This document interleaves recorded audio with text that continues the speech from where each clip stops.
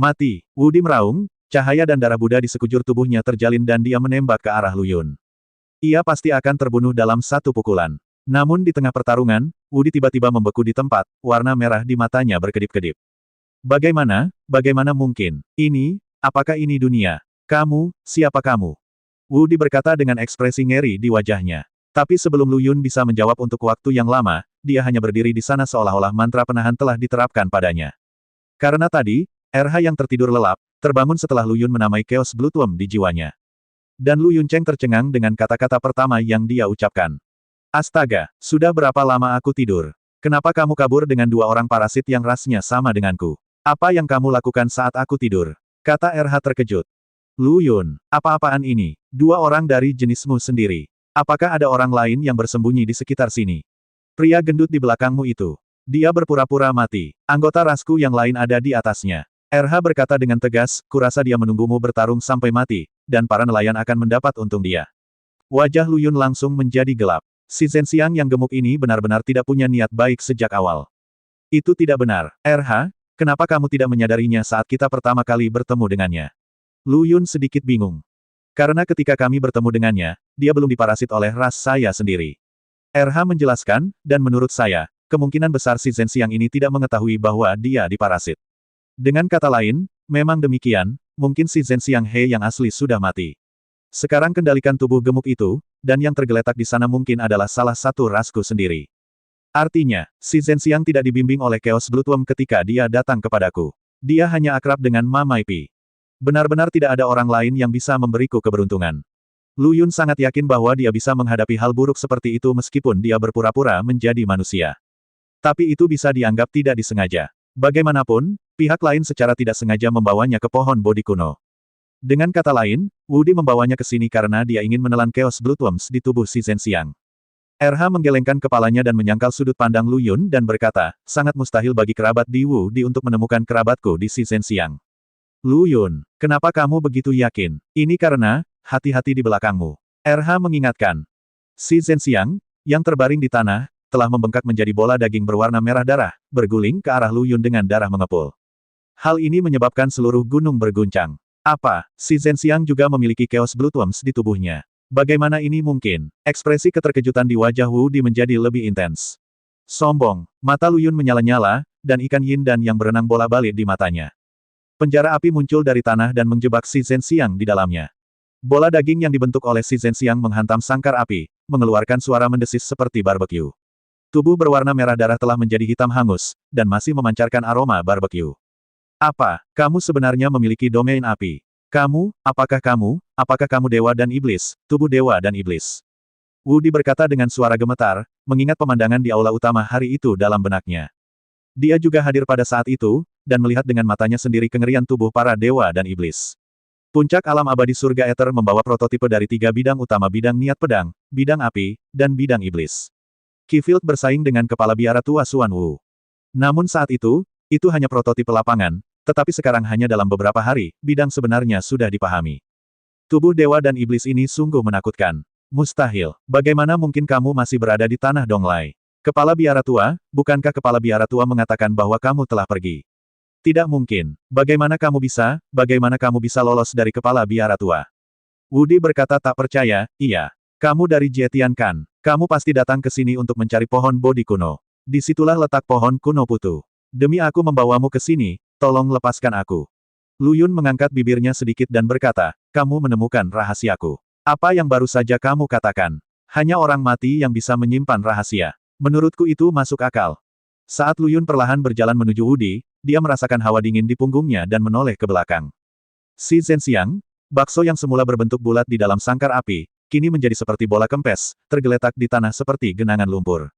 Jelas dia tidak bisa mati lagi. Dan dari posisi tubuh si Zhenxiang hingga Lu Yun, ada garis lurus berlumuran darah di tanah. Sebelum Lu Yun sempat bereaksi, tawa keras Wudi terdengar dari belakang. Haha, dengan tubuh dewa dan iblis, kamu juga ada di sini. Tawa gila itu membuat fitur wajah Wudi yang bengkak terlihat sangat ganas.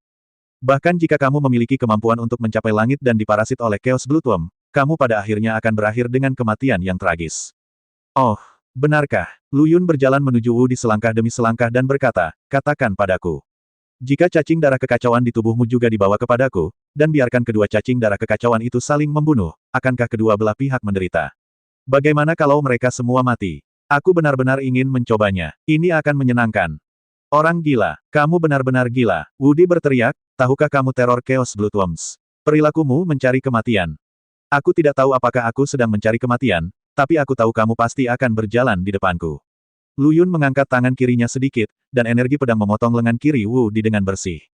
Ancaman kematian seketika memenuhi benak Woody. Bagi orang gila yang berani menggunakan tubuhnya sendiri untuk mengolah racun, apakah pembunuhan perlu menjadi pertimbangannya? Jawabannya jelas. Jangan, kamu tidak bisa membunuhku, aku bisa memberitahumu cara mengendalikan Chaos Bloodworm, sungguh. Aku tahu ada cara untuk membuat Chaos Bloodworm mematuhi perintahmu. Pada orang-orang di dekatnya, berkata. Dia kentut. Bagaimana aku, ras serangga bibrida, bisa menyerah pada ras tercela sepertimu?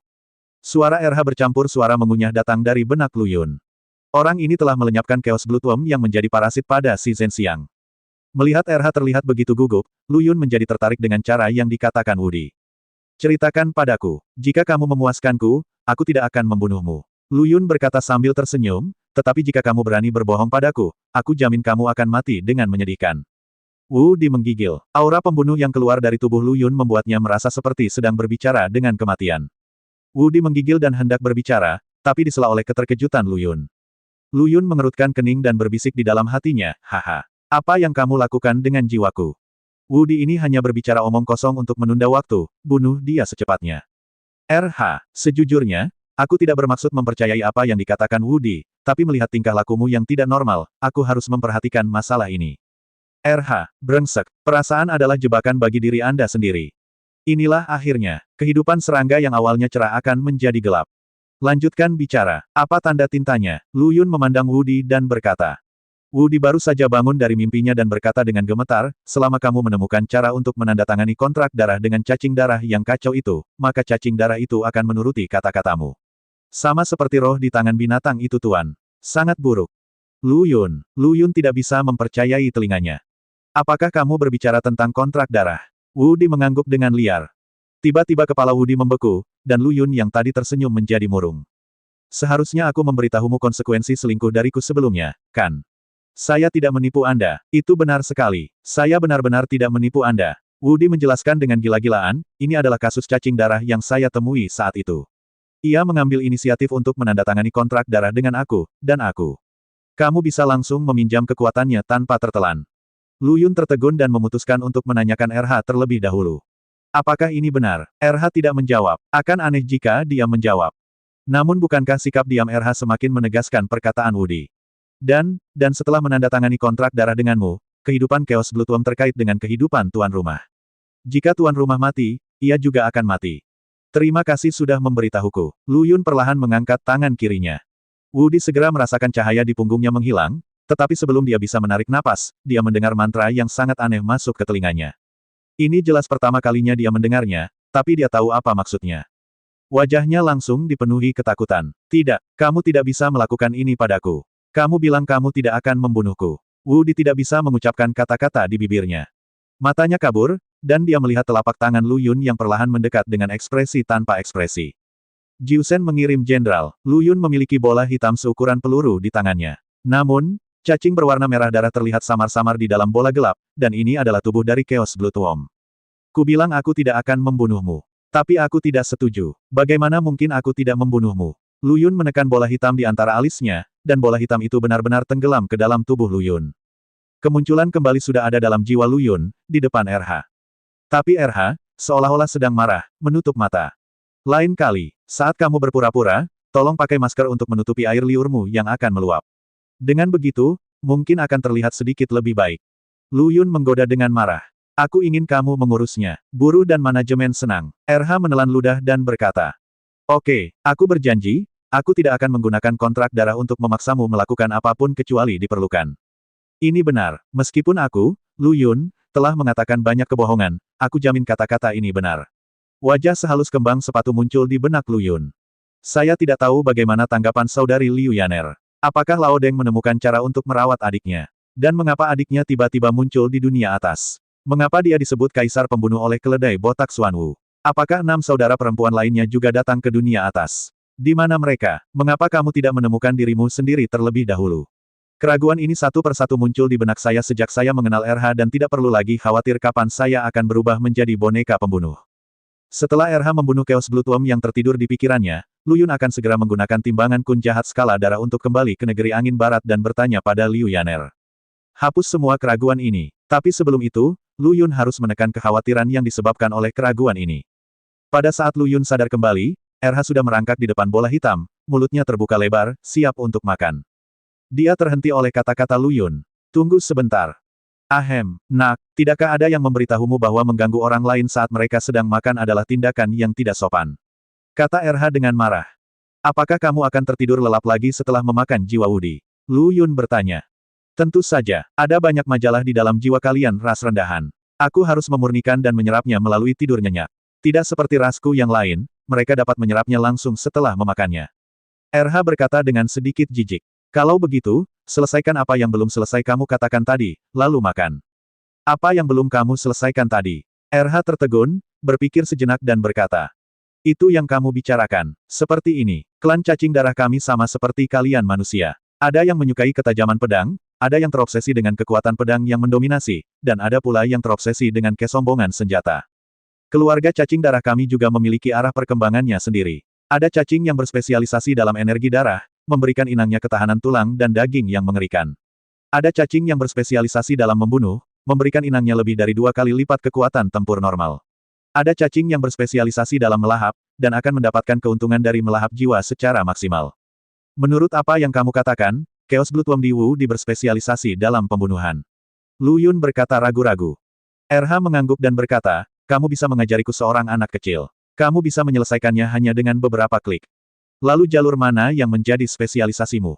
Vitalitas atau pembunuhan? Bukankah itu melahap? Lu Yun bertanya dengan rasa ingin tahu. Bagaimana saya bisa peduli dengan jalan yang dibuka oleh nenek moyang ini, hal-hal yang sekilas terlihat. Kalau saya mau pergi, saya juga akan mengambil jalan yang belum dilalui nenek moyang saya. Saya akan menjadi pionir, bukan inovator. RH berkata dengan ekspresi bangga di wajahnya. Lu Yun menggabungkan penampilan RH sebelumnya dan melenyapkan cacing darah yang menurut RH merupakan spesialisasinya. Dia menarik napas tajam. Kamu tidak berspesialisasi dalam melarikan diri, kan? RH, bagaimana kamu tahu? Ahem, apa yang kamu bicarakan tentang melarikan diri? Sekolah yang aku buat disebut Feng Ni. Ini memberi tuan rumah kecepatan yang melampaui kecepatan cahaya secara diam-diam. Kamu bahkan tahu cara berkembang secara menyeluruh. Berlari dan bersembunyi. RH, mengapa aku merasa sangat sulit untuk berbicara denganmu? RH berkata dengan marah, Feng Ni. Feng Ni, apakah kamu mengerti? Oke, kamu luar biasa. Katakan saja jika kamu takut mati. Setelah semua liku-liku, hanya ada sedikit orang di dunia ini yang tidak takut mati. Lu Yun berkata dengan marah. Sahabat, kata RH dengan air mata berlinang. Meski tidak ada yang salah dengan perkataan RH, entah kenapa, Lu Yun tiba-tiba merasakan keinginan untuk menamparnya dari lubuk hatinya. RH menghela nafas, ketika saya meninggalkan rumah, saya memberitahu semua cacing darah tentang pikiran saya, tetapi yang saya dapatkan hanyalah penghinaan dan ketidakpahaman. Saya sangat berkecil hati pada saat itu, saya tidak pernah berpikir bahwa saya akan bertemu seseorang dengan tujuan yang sama dengan saya dalam hidup saya. Petik 2. Mulai sekarang, kamu adalah kakak tertuaku. Aku, RH, pasti akan menuruti perintahmu. Lu Yun, melihat perkataan RH yang begitu tulus, Lu Yun tidak bisa mengucapkan kata-kata yang keluar dari bibirnya. Sebenarnya, dia hanya mengatakannya dengan santai, siapa sangka RH ini sangat rapuh. Oke, cepat makan makananmu. Lu Yun mengganti topik pembicaraan. Tidak masalah, saudaraku. Lu Yun melirik ke timur dan sudah bisa melihat cahaya muncul dari cakrawala. Aku tidak punya banyak waktu lagi. Aku harus mempercepat. Lu Yun bergumam sambil memegang pohon bodi kuno setebal pergelangan tangannya. Saya pikir saya bisa mencabutnya hanya dengan sedikit tenaga, tetapi pohon bodi kuno tidak bergerak sama sekali. Lu Yun tertegun sejenak, dia memegang pohon bodi kuno dengan kedua tangannya dan mengerahkan tenaga lagi. Batang pohon setebal pergelangan tangannya masih tidak bergerak sama sekali. Sepertinya kekerasan tidak bisa menyelesaikan masalah. Lu Yun melambaikan tangannya dan sekop muncul di tangannya. Jika aku tidak bisa menarikmu keluar, kenapa aku tidak menggalinya? Namun ketika sekop itu turun, tidak ada bekas apapun di tanah yang tampak lunak itu, namun sekop itu justru patah. Lu Yun, sesuatu. Lu Yun memanggil RH dalam jiwanya, hanya untuk menemukan bahwa orang ini sudah makan dan minum cukup untuk tidur nyenyak. Awalnya, Saya ingin meminta RH mencari kenangan Wudi dan si Zhenxiang untuk melihat pintu masuk pohon bodi kuno, tapi sepertinya dia tidak bisa diandalkan. Lu Yun mencoba beberapa metode lagi, tetapi semuanya berakhir dengan kegagalan. Melihat matahari sudah setengah terbit, Lu Yun juga kesal dan memutuskan untuk menerapkan rencana cadangan. Jika Anda tidak mendapatkannya, hancurkan. Api aneh muncul di tangannya, dan ikan yin dan yang berenang dengan gembira di dalam api. Pergi. Namun sebelum ikan yin yang bisa lepas dari tangannya, Lu Yun melihat pemandangan yang menakjubkan. Pohon bodi kuno benar-benar mencabut dirinya sendiri. Lu Yun tercengang. Sialan, jika kamu takut dengan api aneh, kamu seharusnya memberitahuku lebih awal. Kamu membuatku membuang banyak tenaga dan membuang banyak waktu. Lu Yun sangat marah. Saya berharap saya bisa membakar pohon bodi kuno ini. Namun pada akhirnya, akal mengalahkan emosi dan menghentikan diri saya sendiri. Dia membungkus jiwanya di sekitar pohon bodi kuno dan mencoba membawanya ke dunia Flame Mountain, tapi dia gagal. Dia mungkin merasakan aura elemen api yang dahsyat meluap dari dunia Flame Mountain. Tapi apakah Lu Yun akan memberinya kesempatan untuk memilih? Tahukah kamu, dia masih marah. Api aneh muncul lagi di ujung jari. Kali ini, Lu Yun membawa pohon bodi kuno ke dunia Flame Mountain tanpa kecelakaan apapun, tapi dia memindahkannya ke gua merah. Suhu dan kelembapan di dalamnya cukup cocok untuk pohon bodi kuno. Ledakan, Lu Yun mengangkat alisnya, dan jurang selebar lebih dari 2 meter terbuka di bawah kakinya. Belum lagi jatuh ke dalam celah-celah tanah yang dalam, setidaknya retakan itu sangat diperlukan. Karena retakan itu muncul secara tiba-tiba dan berkembang dengan sangat cepat. Hampir tidak lebih dari 1 detik dari saat muncul hingga terlihat seperti ini. Apa yang terjadi? Lu Yun masih bingung. Dihitung lagi, retakan tersebut menyebar dari posisi asli pohon bodi kuno ke segala arah. Lu Yun akhirnya menyadari bahwa gunung ini akan meledak. Lu Yun bergegas menuruni gunung dengan cepat, bukan karena dia tidak terbang, tapi targetnya terlalu jelas saat dia terbang di udara. Dia tidak bisa diekspos sekarang. Dan pagoda Prajna tidak dicuri. Jadi saya hanya bisa berlari sepenuhnya. Dan untungnya, kemarin saya menggunakan tipuan untuk memancing harimau menjauh dari gunung, dan menipu sebagian besar biksu terkemuka di kuil Zunbo untuk pergi ke kuil Xiaoyao. Kalau tidak, Lu Yun mungkin akan dikepung sekarang. Namun sebelum dia mengambil 2 langkah, Lu Yun tenggelam dalam reruntuhan dan bergegas menuruni gunung bersama aliran batu yang bergulir. Meski begitu, Lu Yun tidak memiliki keinginan untuk terbang, dan bahkan menggunakan api aneh untuk menyembunyikan auranya. Terlihat dia ingin mencuri ketekunan pagoda Prajna, dan dunia bisa belajar darinya. Beberapa biksu terkemuka yang tersisa di kuil Zunbo terbang keluar rumah mereka untuk memeriksa situasi, termasuk kepala biara Wuji, yang telah bangun dan masih dalam masa pemulihan dari luka-lukanya, tetapi Xuan Wu tidak terlihat. Namun ketika mereka melihat bebatuan yang bergulung-guling dan gunung yang jauh lebih pendek, mereka semua menjadi bingung. Apa yang terjadi setelah makhluk sialan ini tertidur? Mengapa gunung bodi yang bernilai jutaan dolar di belakang kuil Zunbo meledak secara tidak dapat dijelaskan? Inilah keraguan di benak semua beku terkemuka. Melihat tanah longsor akibat bebatuan yang menggelinding akan membahayakan candi. Para biksu terkemuka hendak mengambil tindakan, tetapi dihentikan oleh Wu Jie. Sama sekali tidak, saudara-saudara junior. Mungkin ada akar pohon bodi kuno di aliran batu ini. Jika ini melukai pohon bodi kuno, kita tidak mampu membelinya. Ketika Wu Jie mengatakan ini, semua biksu terkemuka saling memandang dan membeku di tempat. Saya menyaksikan tanpa daya saat semburan batu menelan sebagian besar kuil Zunbo. Ini bahkan belum sampai seminggu setelah kuil itu dibangun. Itu hancur lagi dalam sekejap mata. Tak satu pun biksu terkemuka di kuil Zunbo yang peduli dengan rumah itu, dan mereka semua mulai mencari pohon bodi kuno di antara tumpukan batu dan reruntuhan. Bahkan kepala biara Wuji bergabung dengan tim pencarian dan penyelamatan pohon bodi kuno dengan tubuhnya yang masih belum ditemukan. Namun pohon bodi kuno tidak ditemukan, namun Lu Yun digali dari bawah reruntuhan. Batuk, batuk, Lu Yun berlumuran tanah dan jubah biksu itu compang camping. Dia tampak pucat seperti seorang pengungsi yang melarikan diri dari kelaparan. Kepala biara Mamaipi, apakah kamu tidak mendengar suara gemuruh? Tanya biksu yang menggalinya dari reruntuhan. Hah, suara gemuruh apa itu? Di mana ini? Lu Yun bahkan bersendawa saat dia berbicara. Bau alkohol bisa tercium dari jauh. Tunggu aku. Lu Yun berpura-pura bersemangat, seolah dia menggunakan energi spiritual untuk menguapkan alkohol di tubuhnya. Hah, ini, bagaimana kuil Bodhisattva ini menjadi seperti ini? Siapa yang melakukan ini? Kata Lu Yun dengan berpura-pura terkejut. Kepala biara Wuji terbang mendekat, memandang Lu Yun dan berkata, Amitabha. Kepala biara Mamaipi ketakutan. Sesuatu terjadi pada kuil ini, dan sambutannya tidak baik. Mohon maafkan saya. Adakah yang bisa kamu gunakan untuk membantuku? Lu Yun berkata dengan jujur, kemampuanku untuk pergi ke kepala biara Wu Jie sangat kecil, jadi jangan menolak.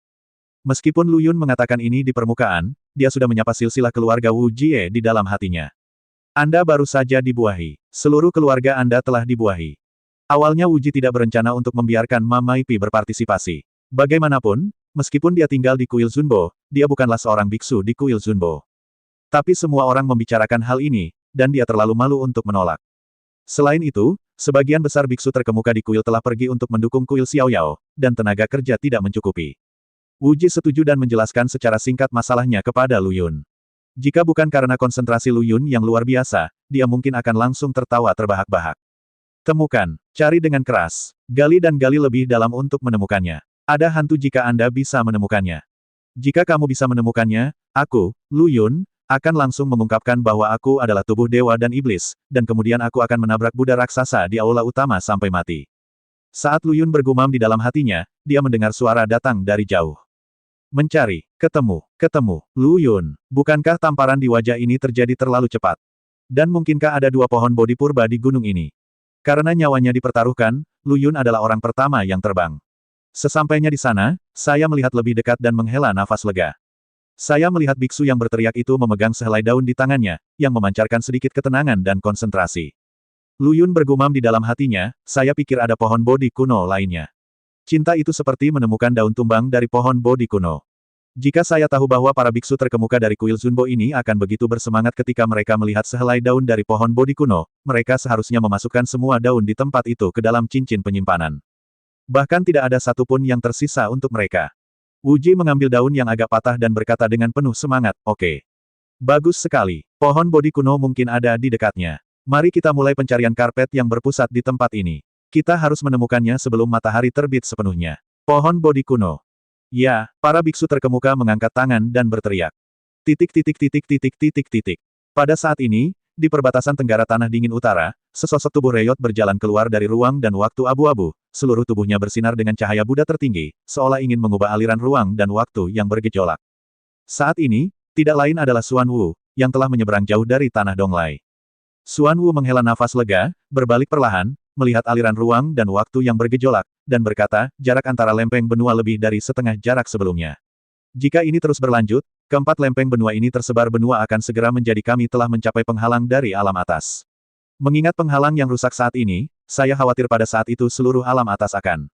Semuanya akan hancur. Sosok seputih salju muncul di sebelah Xuan Wu. Itu tidak lain adalah penguasa negeri dingin utara ini, Beidi. Apakah kamu terluka? Tidak banyak orang di era ini yang bisa menyakitimu. Xuan Wu melirik Beidi dan berkata. Itu Kaisar Abadi, dan dia terluka lebih parah dariku. Jika dia tidak berlari cepat, aku yakin aku bisa membunuhnya. Tubuh Beidi memancarkan gelombang dingin, dan bahkan ruangan tampak membeku. Apakah Kaisar Abadi juga muncul? Xuan Wu berkata dengan terkejut, apakah ada berita tentang 5 lainnya? Tidak, mereka tersembunyi sangat dalam, dan tidak ada petunjuk sama sekali. Beidi berkata sambil mengerutkan kening, dan menurut pertarungan antara aku dan Kaisar Abadi, segel di tubuhnya telah rusak. Itu hanya akan lebih sulit menghadapinya lain kali. Bagaimana kalau kamu bertarung melawan Kaisar? Kekuatan Kaisar belum banyak pulih, dan ketika dia bertarung denganku, dia sepertinya telah secara paksa membuka sebagian besar segelnya. Dia mungkin telah diserang balik oleh surga, dan kemungkinan besar akan menyebabkan trauma permanen. Kata Xuan Wu, kalau begitu tujuan kunjunganmu kali ini bukan hanya untuk mengenang masa lalu, kan? Beidi memandang Xuan Wu dan berkata. Ekspresi Xuan Wu segera menjadi serius. Tubuh para dewa dan iblis belum mati. Apa? Beidi memandang Xuan Wu dengan heran dan berkata, kamu benar-benar membiarkan dia melarikan diri ke tanganmu.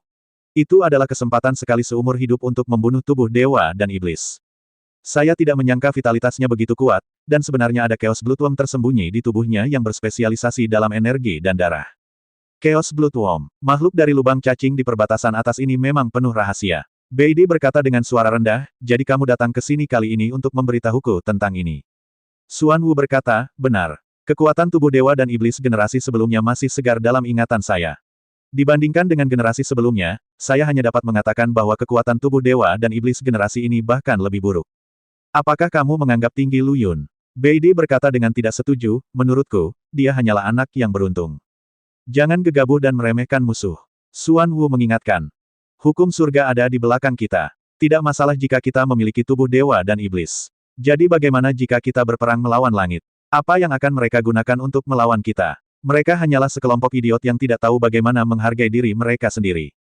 Teriak Beidi. Saat ini, angin menderu-deru dan salju lebat turun. Domainmu telah meningkat pesat. Xuan Wu menghela nafas. Lebih dari itu. Aku sudah berada di sini selama puluhan ribu tahun, tidak seperti kamu, kura-kura tua, yang tertidur sepanjang waktu. Beide meninggalkan sepatah kata pun, dan sosok itu berubah menjadi kepingan salju dan menghilang bersama angin kencang. Titik titik titik titik titik titik. Saat ini, di dalam reruntuhan kuil Zunbo di tanah Donglai. Sekelompok orang telah mencari hampir seharian, mulai dari matahari terbit hingga terbenam. Hasilnya, tidak ditemukan sehelai rambut pun, namun banyak ditemukan daun pohon Bodhi kuno. Jadi kemudian, ketika biksu terkemuka di kuil Zunbo menemukan dedaunan tersebut, dia bahkan tidak ingin melihatnya lagi. Namun pada akhirnya, orang yang paling menderita adalah pohon Bodhi kuno di dunia Gunung Huoyan milik Lu Yun. Awalnya terlihat seperti bergetar, tapi sekarang terlihat lebih dingin dan tak tertahankan untuk dilihat. Mengambil batang utama sebagai garis pemisah, dahan di sebelah kiri berserakan dengan beberapa helai daun. Cabang-cabang di sebelah kanan gundul seolah-olah musim dingin akan datang, belum lagi sehelai daun pun, tidak sampai setengah helai daun. Mereka semua dijemput oleh Lu Yun. Disebut untuk keseimbangan nutrisi, namun nyatanya ia mengambil daun pohon Bodhi kuno untuk menggoda para biksu terkemuka di kuil Zunbo. Biarkan Anda bersemangat ketika Anda melihat sehelai daun, saya akan membiarkan Anda melihat cukup banyak. Para biksu terkemuka sedang menggali reruntuhan, dan Lu Yun menggali untuk menyembunyikan dedaunan. Kepala biara Wuji. Apa yang terjadi? Sekelompok biksu terkemuka di udara tercengang ketika mereka melihat sebagian besar kuil hancur dan gunung Bodhi meledak. Saya meminta Nima untuk pergi keluar untuk membangun tim, untuk menjalankan misi. Tetapi ketika saya pulang, mengapa itu hilang? Kepala biara Wuji dan biksu terkemuka lainnya dari reruntuhan terbang ke langit, semuanya dengan ekspresi muram, dan mata mereka dapat membunuh orang. Lu Yun menghentikan apa yang dia lakukan dan tidak keberatan menjadi kotor. Dia duduk di tanah dan melihat kedua kelompok orang di udara. Saya berpikir dalam hati, pertunjukan yang saya tunggu-tunggu sepanjang hari akhirnya akan terjadi. Kamu masih berani mengatakan bahwa sekelompok orang dari Wuyang yang pergi untuk mendukung kuil Xiaoyao. Apa yang kamu dukung? Biksu terkemuka di sebelah kepala biara Wuji berkata dengan tatapan kotor. Kepala botak yang semula mengkilat telah kehilangan kilau aslinya setelah seharian bepergian dan berdebu. Apa yang kamu bicarakan? Kami dikirim oleh kepala biara Wuji untuk mendukung kuil Xiaoyao. Kami tidak bertindak sendiri. Para biksu terkemuka yang kembali dari kuil Xiaoyao berkata dengan enggan. Kalian yang tinggal di kuil, bukankah sebaiknya kalian menjelaskan kepada kami apa yang terjadi? Anda tidak disimpan di kuil untuk menipu dan pamer, tetapi untuk melindungi dan menghibur kuil. Tapi bagaimana denganmu? Penjelasan macam apa yang diberikan kepada kita? Kuil itu dalam kondisi baik ketika kami keluar, tetapi ketika kami kembali, sebagian besar sudah hancur. Petik 2. Ya, kamulah yang harus menjawab, dan kamu tidak tahu malu untuk mengajukan keluhan terhadap orang jahat ini terlebih dahulu. Persetan, apakah kamu melihat Gunung Bodhi? Tiba-tiba terjadi ledakan di Gunung Bodhi di pagi hari. Gunung-gunung runtuh dan tanah retak, dan bebatuan berjatuhan. Biksu terkemuka yang kembali dari kuil Xiaoyao menyela dan berkata, kamu bahkan tidak menghalangi aliran batu. Sayang sekali, kamu masih berani berteriak di sini. Aku malu berada di bawah kuil yang sama denganmu. Untuk sementara waktu, para biksu terkemuka yang kembali dari kuil Xiaoyao memiliki keunggulan mutlak, dan kerumunan dengan antusias mengkritik para biksu terkemuka yang tetap tinggal di kuil. Namun tiba-tiba terdengar suara nyaring dari bawah. Kalau begitu saya ingin bertanya, tahukah Anda apa yang ada di Gunung Bodhi? Pembicaranya tidak lain adalah Lu Yuan yang tidak terlalu mempermasalahkan keributan tersebut dan siap menambah bahan bakar perdebatan yang semakin memanas. Siapa yang tidak tahu bahwa ada pohon Bodhi kuno yang ditanam di sana? Biksu terkemuka dari kuil Xiaoyao mencibir dan berkata, kepala biara Mamaipi bahkan tidak mengetahui sedikit pun akal sehat ini, kan? Atau apakah itu rusak oleh longsoran batu, otak, amnesia? Lu Yun terkekeh dan berkata, tidak hanya kepalaku yang hancur, tapi aku juga dikubur hidup-hidup. Aku benar-benar dapat menebaknya. Biksu tua ini sepertinya telah tertipu lagi. Salah satu biksu terkemuka yang kembali dari kuil Xiaoyao tertawa dan berkata. Lu Yun melihat ke sisi lain yang tidak bereaksi sama sekali, dan mengutuk dalam hatinya, tenaga kerja dan manajemen telah mengingatkan saya akan hal ini, dan Anda harus membiarkan saya memberitahu Anda agar Anda dapat menyiasatinya, bukan? Anda layak untuk disemprot. Saat Lu Yun hendak berbicara, biksu terkemuka di sebelah kepala biara akhirnya datang dan berteriak, apakah kamu masih tahu bahwa pohon Bodhi kuno ditanam di sana? Lalu mungkinkah pohon Bodhi purba itu bercampur dengan aliran bebatuan yang mengalir turun dari puncak gunung? Apakah kita berani melakukan intervensi? Kami tidak berani. Namun nampaknya jika Anda hadir, Anda pasti akan menghancurkan aliran puing-puing yang mungkin berisi pohon Bodhi kuno demi melindungi puing-puing rumah tersebut dan keutuhan kuil kami. Semangat kebenaran seperti ini tidak akan pernah saya pelajari. Petik 2. Hanya dalam satu kalimat, biksu terkemuka yang kembali dari kuil Xiaoyao diberi acungan jempol bahwa pohon Bodhi kuno tidak sebanding dengan beberapa puing rumah. Dan dia juga menggunakan metode yang sangat kejam untuk membunuhmu, yang bisa dikatakan membuatmu kehilangan 3.000 nyawa.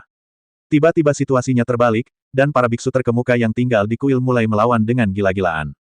Pada saat ini, kelas berat berbicara, dan dialah yang memiliki posisi tertinggi di antara mereka yang mendukung Master Wu Neng. Baik dari segi ukuran, tonase, atau posisinya di kuil, dia layak menyandang kata kelas berat. Ketika dia mendengar bahwa kuil Xiaoyao telah diserang oleh Jie Tian dan perlu memberikan dukungan, dialah yang paling aktif, karena dia memiliki keanggotaan 1000 tahun di kuil Xiaoyao dan masih memiliki sisa hampir 7 atau 800 tahun. Jika kuil Xiaoyao dihancurkan, bukankah batu spiritual dan batu Zicheng itu akan sia-sia? Mohon diam sejenak. Wu Neng berkata dengan suara yang dalam, saya ingin mengetahui satu hal sekarang. Bagaimana pohon Bodhi kuno itu? Apakah sudah ditemukan? Kamu sekarang. Lu Yun, yang duduk di bawah menonton pertunjukan, berteriak dalam hatinya, cantik. Balasan ini sungguh sempurna. Meskipun kamu terlihat seperti kakak laki-laki kedua dengan kepala gemuk dan telinga besar, otak Wu Neng jauh lebih cemerlang daripada kakak laki-laki kedua. Dalam sekejap, semua biksu terkemuka yang tinggal di kuil tidak bisa berkata-kata, mata mereka mengembara, dan gigi tajam serta mulut tajam mereka telah lama menghilang. Melihat hal ini, para biksu terkemuka yang kembali dari kuil Xiaoyao bertanya satu demi satu, mungkinkah Anda tidak menemukan pohon Bodhi kuno? Pohon Bodhi kuno tidak akan mati di tanganmu, kan? Itu sebabnya aku mengeluh dulu melalui orang jahat. Mencoba mengalihkan fokus dan mengabaikan tanggung jawab. Jadi, inilah alasan kenapa kamu tidak segera kembali meskipun kamu tahu kamu terkena tipu muslihat Jie Tian untuk memancing harimau menjauh dari gunung.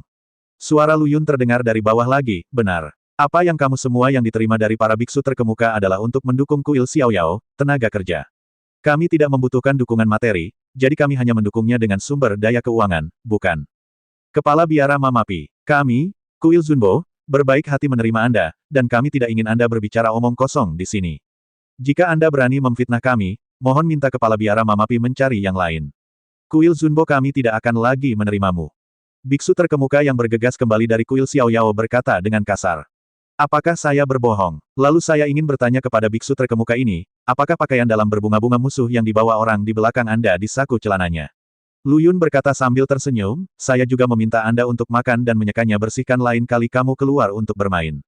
Kembalilah dan katakan kebohongan seperti ini. Dalam sekejap, mata semua orang tertuju pada biksu terkemuka yang dibicarakan Lu Yun. Benar saja, salah satu sudut saku celananya terlihat.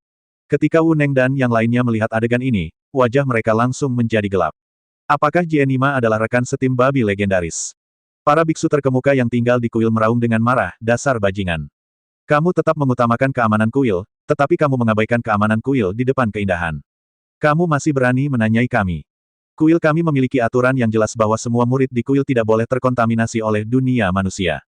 Jika tidak, budidaya mereka akan dihapuskan dan mereka akan dikeluarkan dari sekolah. Untuk sementara, kedua belah pihak bersikeras pada pendapat mereka sendiri. Awalnya, Anda bilang saya tidak bisa, dan saya bilang Anda tidak bisa. Titik. Dan bisakah Lu Yun menyimpulkan semua ini hanya melalui sepasang celana mewah?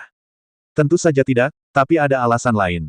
Di mana kuil Xiaoyao berada? Itulah kuil Jilao yang sudah lama terkenal, dan reputasinya telah menyebar hingga ke bagian tengah tanah Donglai. Karena kejadian ini, Lu Yun hampir tidak diganggu saat pertama kali datang ke Donglai. Bayangkan saja, sekelompok biksu yang bersemangat pergi untuk mendukung sebuah biara gay dan terjaga sepanjang malam, mengetahui sepenuhnya bahwa mereka sedang mencoba untuk memancing seekor harimau agar menjauh dari gunung. Bahkan tidak perlu memikirkan apa yang terjadi. Ketika dia memikirkan hal ini, Lu Yun hampir merinding di sekujur tubuhnya. Tapi yang tidak diketahui Lu Yun adalah kuil Xiaoyao telah berkembang dalam banyak aspek dan bukan hanya gay seperti yang dia kira. Semuanya, tenang, dengarkan aku. Wu Ji melihat kedua gelombang orang yang semakin ganas. Jika dia tidak mengatakan apapun, dia mungkin akan memulai perkelahian.